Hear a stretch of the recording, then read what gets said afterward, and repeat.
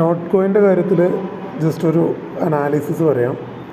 നമ്മളിവിടെ ചെക്ക് ചെയ്യുകയാണെങ്കിൽ 29,550 റേഞ്ച് വരെയാണത് അതിൻ്റെ ഓൾ ടൈം ഹൈ വന്നിട്ടുണ്ടായിരുന്നത്. അതായത് ഏകദേശം ജൂൺ ഫസ്റ്റ് വീക്കിൽ അതിൻ്റെ മൂവ്മെൻറ്റ് ഉണ്ടായിരുന്നത് 29,550 ആണ്.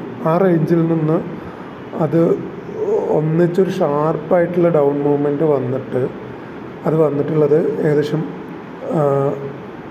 15,000 റേഞ്ച് വരെ വന്നിട്ടുണ്ട്. 15,000 റേഞ്ച് എന്ന് പറഞ്ഞാൽ നേരെ പകുതിയാണ്, അതായത് 50% ഡൗൺ മൂവ്മെൻറ്റ് വന്നിട്ടുണ്ട്. അപ്പോൾ 50% ഒക്കെ ഡൗൺ മൂവ്മെൻറ്റ് വന്നാൽ ആ ഒരു പോയിന്റിൽ നിന്ന് റിവേഴ്സ് ചെയ്യാനുള്ള ചാൻസ് പ്രോബബിലിറ്റി വളരെ കൂടുതലാണ്.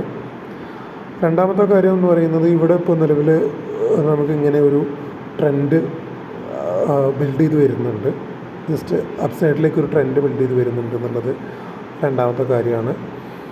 ഇപ്പോൾ ഇത് എല്ലാം തന്നെ വളരെ പോസിറ്റീവായിട്ടുള്ള കാര്യമാണ്. ഒപ്പം തന്നെ നമുക്കിവിടെ താഴെ RSIൻ്റെ ഡൈവേർജൻസ് നോക്കിക്കഴിഞ്ഞാൽ RSI ഡൈവേർജൻസിൽ തന്നെ ഒരു ഷാർപ്പായിട്ടുള്ള അപ്സൈഡ് മൊമെൻറ്റം കാണിക്കുന്നുണ്ട്. ഓക്കെ, ഈ കാര്യങ്ങളെല്ലാം തന്നെ അത് അപ്സൈഡ് മൊമെൻറ്റം തന്നെ രണ്ട് രീതിയിലുണ്ട്. ഒന്ന് ഡൗൺ വന്നിട്ട് അത് കറക്റ്റ് ഈ ഒരു ലെവലിൽ ടച്ച് ചെയ്തിട്ട് തിരിച്ച് കയറുന്ന രീതിയിൽ ഡൈവേർജൻസ് കാണിക്കുന്നുണ്ട്.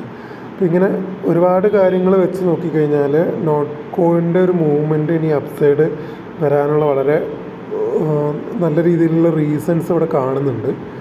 അപ്പോൾ അതുകൊണ്ടാണ് നമ്മളിപ്പോൾ ഇവിടെ ചെയ്യാൻ പറ്റുന്ന കാര്യം എന്ന് വെച്ചാൽ 14,986 ആണ് ഇപ്പോൾ അതിൻ്റെ ഷാർപ്പായിട്ടുള്ളൊരു സ്റ്റോപ്പ് ലോസ്. ആ സ്റ്റോപ്പ് ലോസ് പ്രോപ്പറായിട്ട് കീപ്പ് ചെയ്തിട്ട് ബൈ എൻട്രി അത് സ്പോട്ടിലോ അല്ലെങ്കിൽ ഫ്യൂച്ചറിലോ എടുക്കാം.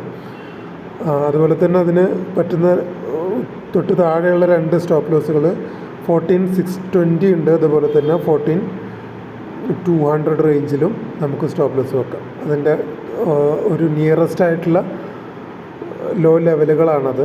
ആ റേഞ്ചുകൾ നമുക്കൊരു സ്റ്റോപ്പ് ലോസ് ആയിട്ട് കീപ്പ് ചെയ്യാം. എന്നിട്ട് ഈ സ്റ്റോപ്പ് ലോസിന് ഇപ്പം നിലവിൽ പറഞ്ഞ 14,986 എന്നുള്ള സ്റ്റോപ്പ് ലോസിന് നമ്മൾ പതിയെ ഞാൻ ഗ്രൂപ്പിൽ അപ്ഡേറ്റ് ചെയ്യാം. അത് ആ രീതിയിൽ തന്നെ ട്രയൽ ചെയ്ത് മുകളിലേക്ക് കയറുക എന്നുള്ളത് ഒരു പോസിറ്റീവായിട്ടുള്ള കാര്യം. അപ്പോൾ ആ രീതിയിൽ അത് നമുക്കൊന്ന് ട്രൈ ചെയ്ത് നോക്കാവുന്ന ഒരു ഓപ്ഷനാണ്.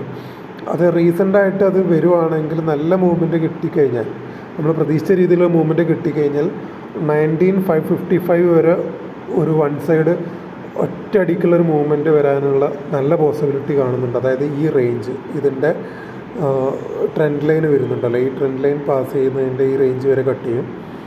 എന്നിട്ടൊന്ന് റിവേഴ്സ് ചെയ്തതിന് ശേഷം താഴോട്ട് വന്നതിന് ശേഷം വീണ്ടും അത് അടിച്ച് കയറി കഴിഞ്ഞാൽ പിന്നെ നമുക്ക് ഈ പറഞ്ഞ പോലെ 22,000 എന്നുള്ള റേഞ്ച് ഉണ്ട്.